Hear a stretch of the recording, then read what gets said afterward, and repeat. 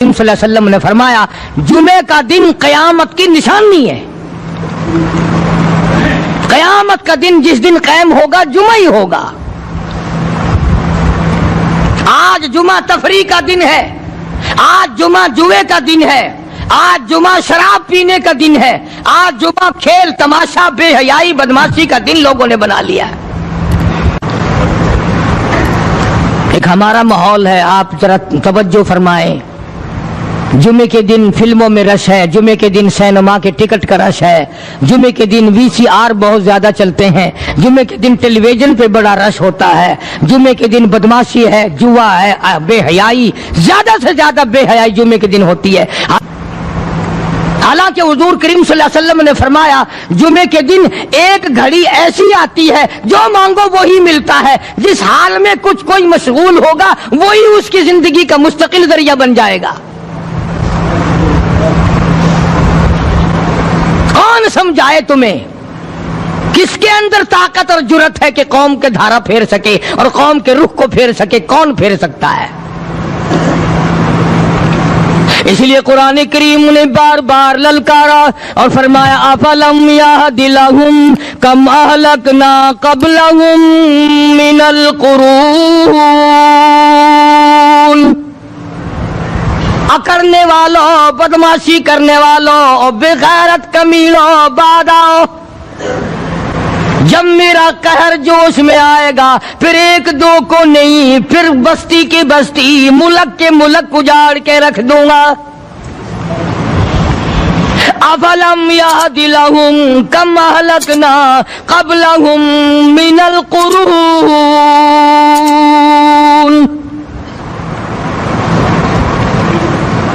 میں نے قرن کے قرن اجاڑ دیے، میں نے روئے زمین کے مالک اجاڑ دیے، میں نے ملکوں کے بادشاہ اجاڑ دیے، میں نے وزیر اعظم اجاڑ دیے، میں نے گورنروں سے بھیک کے ٹکڑے منگوا دیے. میں وہ خدا ہوں وتعز من تشاء وتذل من تشاء بیدک الخیر انک علی کل شیء قدیر. سارا نظام میرے ہاتھ میں ہے. تبارک الذی بیدہ الملک. برکتیں میرے پاس ہے، رحمتیں میرے پاس ہے، خیر میرے پاس ہے، بھلائی میرے پاس ہے، سلامتی کے خزانے میرے پاس ہے، امن کے خزانے میرے پاس ہے.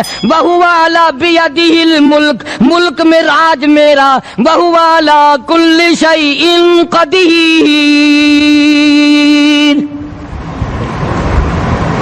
ذرے ذرے پہ قبضہ میرا، پتے پتے پہ قبضہ میرا، پہاڑ کی ایک ایک کنکر پہ قبضہ میرا، سمندر کے قطرے قطرے پہ قبضہ میرا. تو ہوتا کون ہے اکڑ کرنے والا؟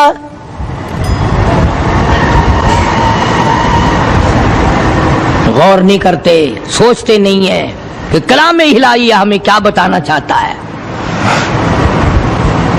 جناب عثمان رضی اللہ تعالیٰ عنہ فرماتے ہیں اور لوگوں میں نے ساری زندگی گزار دی اسلام کے بعد، جس دن سے میں نے کلمہ پڑھا آخری دم تک کوئی جمعہ ایسا نہیں، کوئی جمعہ ایسا نہیں گزرا اللہ کے نام پر میں نے ایک غلام خرید کے آزاد نہ کیا ہو.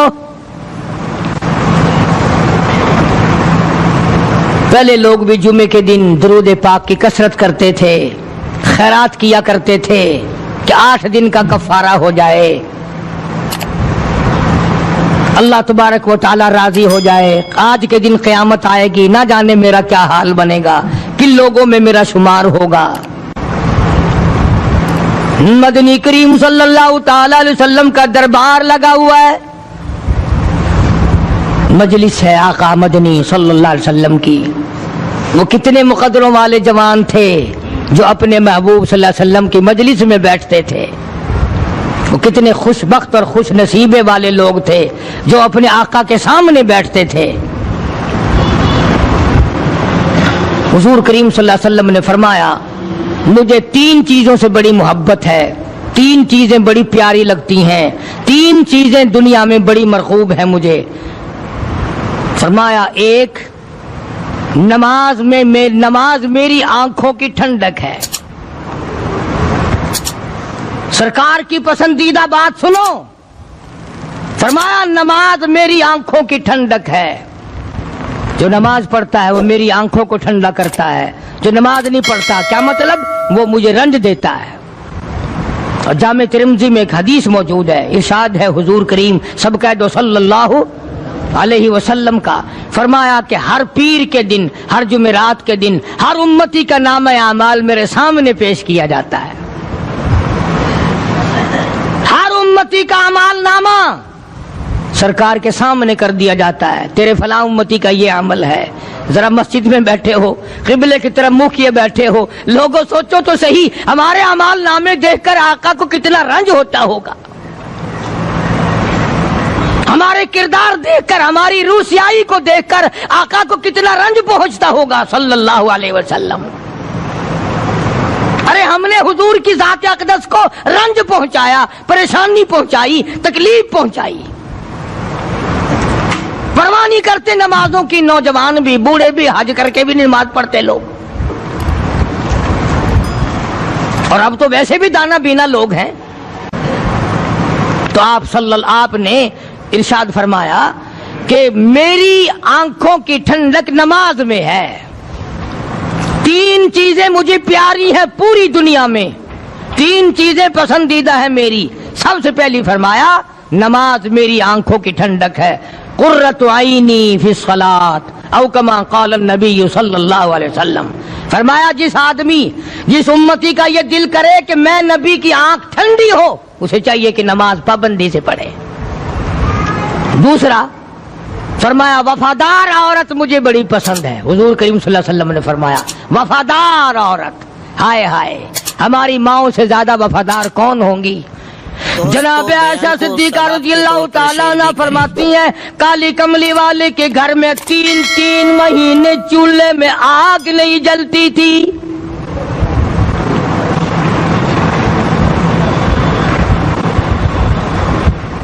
دوسروں کے واسطے ہے سیم و زر و گوہر، اور اپنا یہ حال ہے کہ چولہا ہے بجھا ہوا۔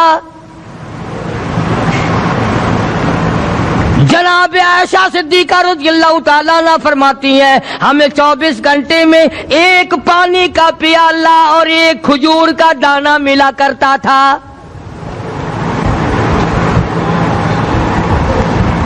کبھی اپنی ماہوں کی خوراک تو دیکھو، خرچہ تو دیکھو، اور اگلی بات سنو تو حیران ہو جاؤ۔ جناب عائشہ صدیقہ رضی اللہ تعالیٰ عنہ فرماتی ہیں اس پیالے اور کھجور کی قدر بھی تب ہوئی جب وہ بھی نہ ملی۔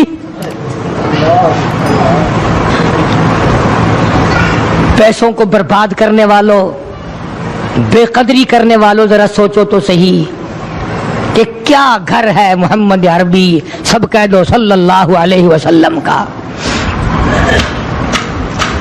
اسی گھر سے خیر و برکت ملی صحابہ کرام کو، لیکن دنیا نہ تھی، بلڈنگ نہ تھی، کوٹھی نہ تھی، بنگلہ نہ تھا، چہل پہل نہ تھی۔ اچھا ایک بات اور آج یاد کر کے لے جاؤ، یہ تو مجبوری ہوئی نا، یہ تو ایک مجبوری ہوئی، پریشانی ہوئی، محتاجی ہوئی کہ پانی کا ایک پیالہ اور ایک کھجور کا دانہ ملتا تھا۔ اور اگلی بات سنو تو حیران ہو جاؤ، مجبوری اور چیز ہے، اختیار سے کرنا اور چیز ہے۔ جناب فاروق اعظم رضی اللہ تعالیٰ عنہ کی حکومت ہے، عائشہ صدیقہ رضی اللہ تعالیٰ عنہ کا سال کا خرچہ 12,000 روپیہ بوری میں بھر کر حضرت عمر نے حضرت عائشہ کے گھر پہنچا دیا، لو تمہارا یہ سال کا خرچہ آ گیا۔ سال کا خرچہ حضرت عمر رضی اللہ تعالیٰ عنہ نے جناب عائشہ صدیقہ رضی اللہ تعالیٰ عنہ کے پاس بھیجا۔ اتنا بڑا بورا بھر کر آیا۔ اللہ غنی، بجائے خوش ہونے کے، بجائے مچلنے کے، بجائے فخر کرنے کے، اپنی خادمہ سے فرمانے لگی حضرت عائشہ